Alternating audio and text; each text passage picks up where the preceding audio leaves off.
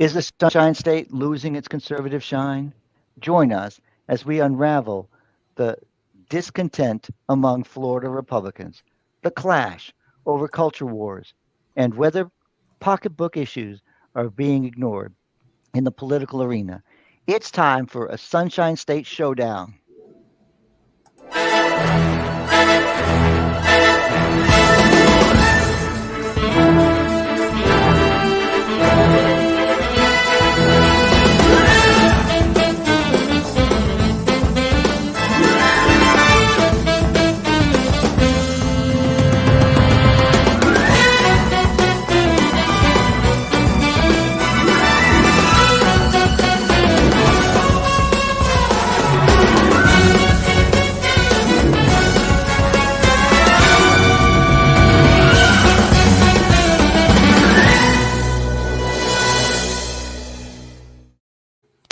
Woo! All right, all right, all right.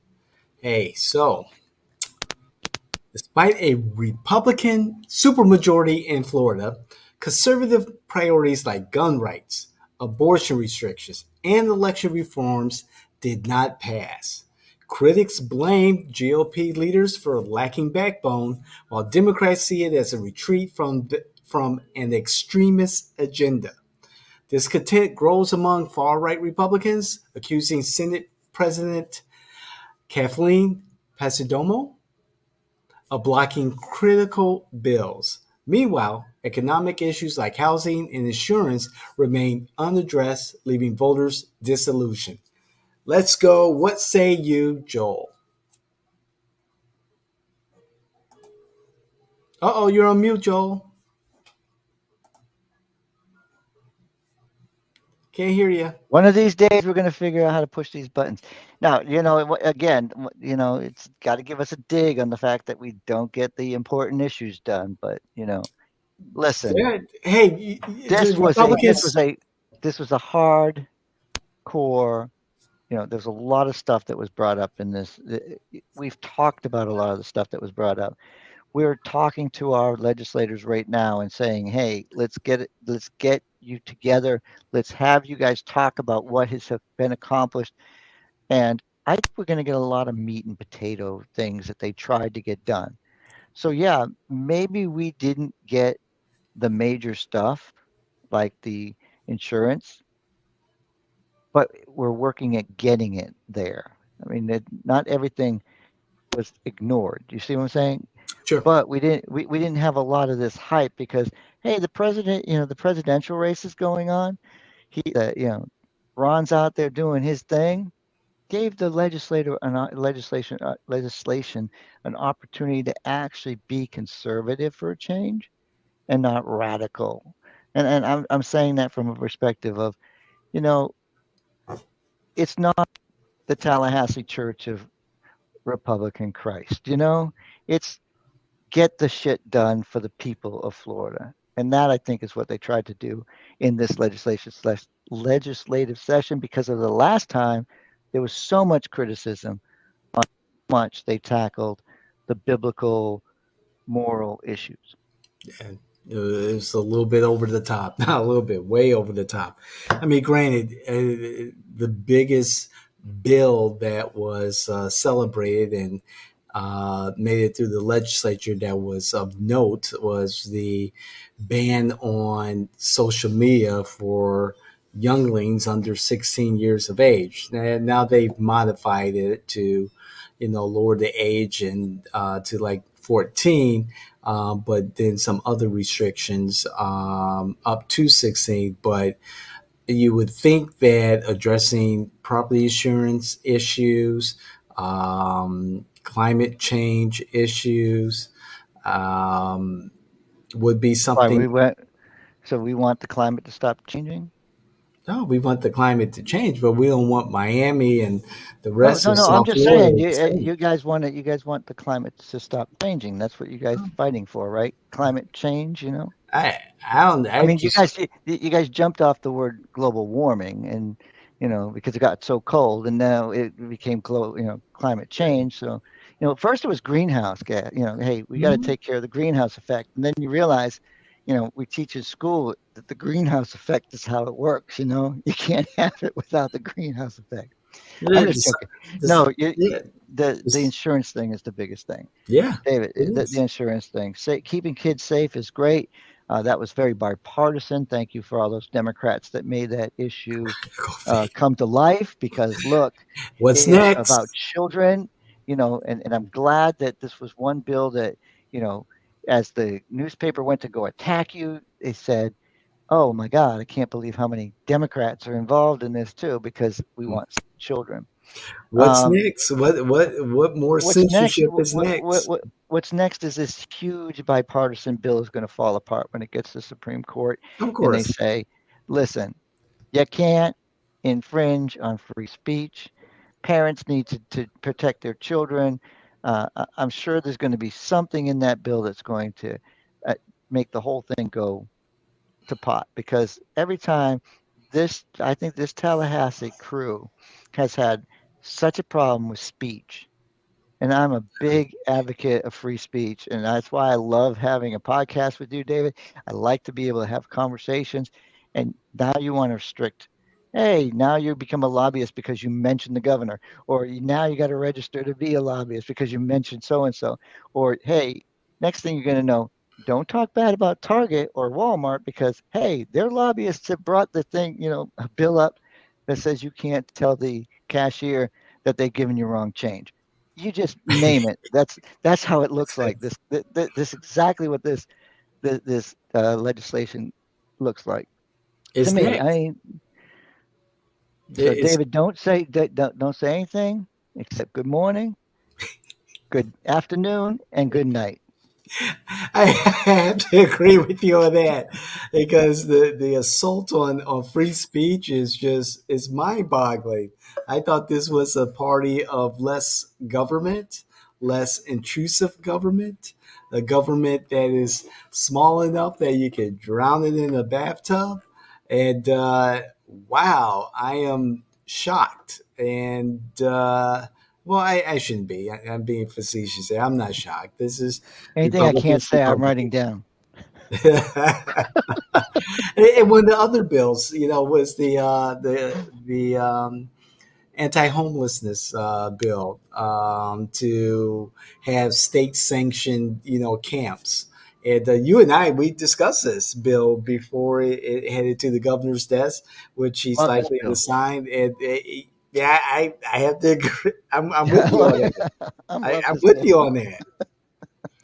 And Like I, and I worked for more than 20 years, 30 years with the homeless community with disadvantaged children and families. I get it. At the same time, we have these camps out there already.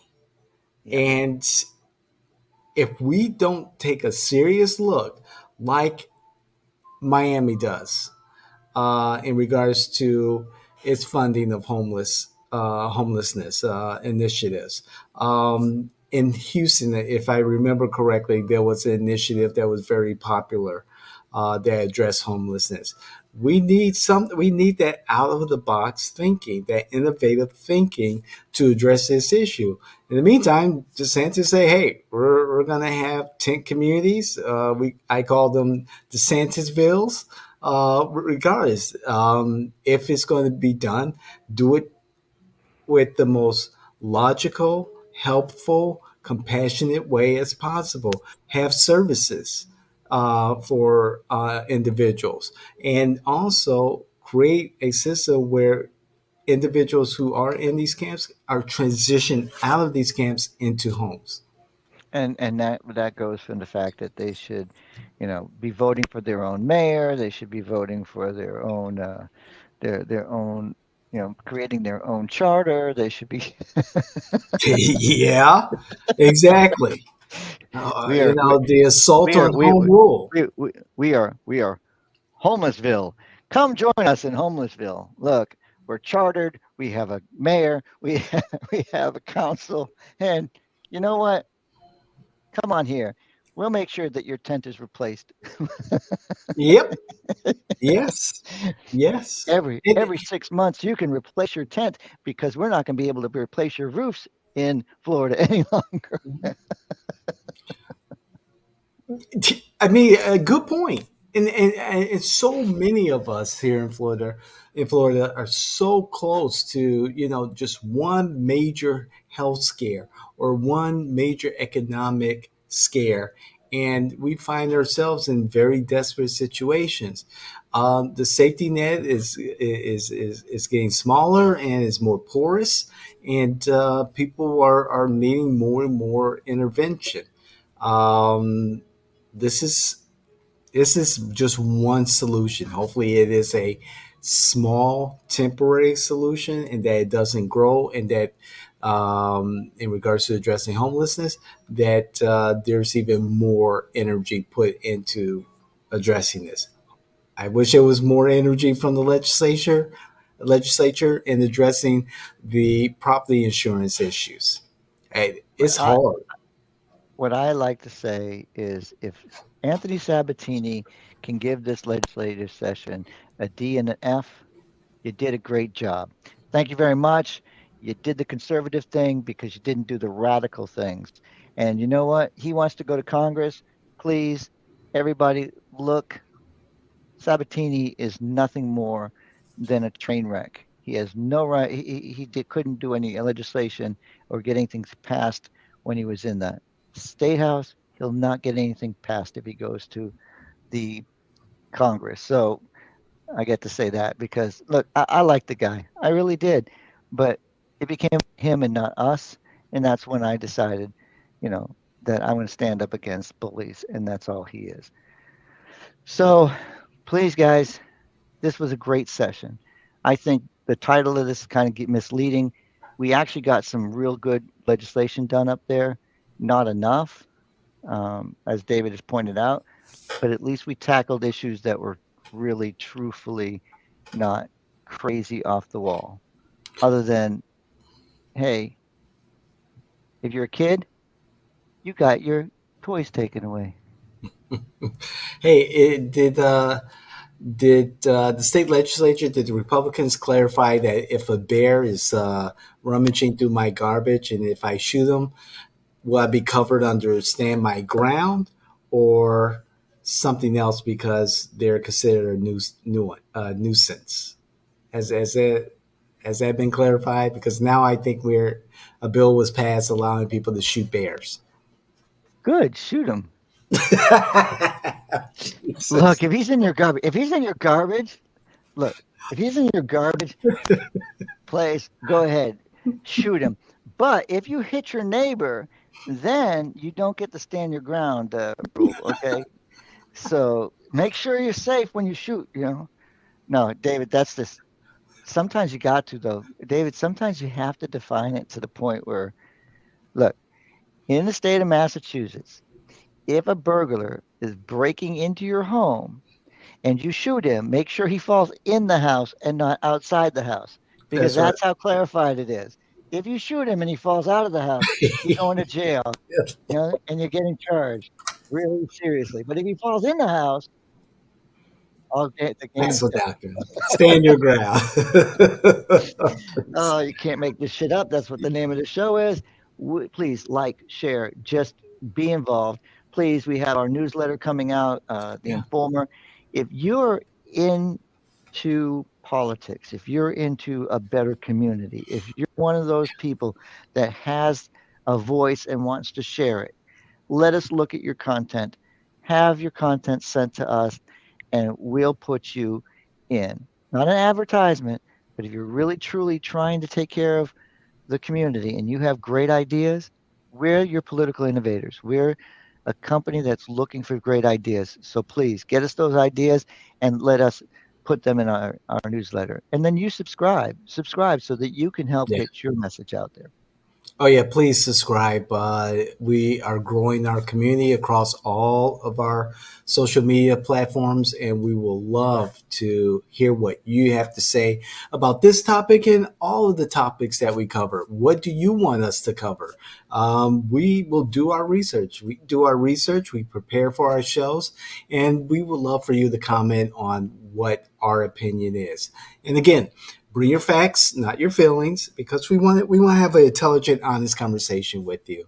We're your political innovators, and we're always thinking, we're always innovating, and what we do is very important to us, and it's important to our community. So please, again, as Joe said, hit the notification button, subscribe, hit the like button. Of course, we love those likes, and of course, we want to engage with you and comment. Please comment. Tune in next week because we're going to find out how a supervisor of elections gets kicked off the canvassing board. Tune in next week for You Can't Make This Shit Up. You can't.